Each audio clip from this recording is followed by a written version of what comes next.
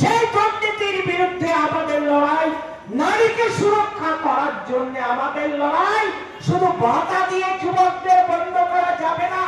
আগে চাকরি দিন, পরিযায়ী শ্রমিকদের আগে নিয়ে আসুন, এখানে সে কাজ দিন, যুবকদের চাকরি দিন, তবেই আমরা কিন্তু লড়াই ছাড়বো, তবেই ময়দান ছাড়বো। আজকে মাননীয় বিধায়ককে, যিনি 6বারের বিধায়ক, আজ তাকে কাটোয়াবাসীর দরজায় দরজায় ঘুরতে হচ্ছে। কারণ তিনি কাটোয়াবাসীকে ভয় পাচ্ছেন। তিনি জানেন যে 2016 সাল থেকে কাটোয়াবাসী ওনার বিরুদ্ধে।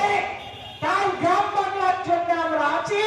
আজকে আমরা কাটোয়াবাসীর কাছে আবেদন করছি, আপনারা যেমন করে তৃণমূলকে ছুঁড়ে ফেলে দেন, সেই রকম করে তৃণমূলকে ছুঁড়ে ফেলে দিয়ে প্রফুল প্রার্থী মাননীয় কৃষ্ণ ঘোষ মহাশয়কে বিপুল ভোটে জয় করে আমরা এইখানে আবার আনন্দ করব, উৎসব করব, ঠাকুরের পদতলে আমরা শ্রদ্ধা নিবেদন করব।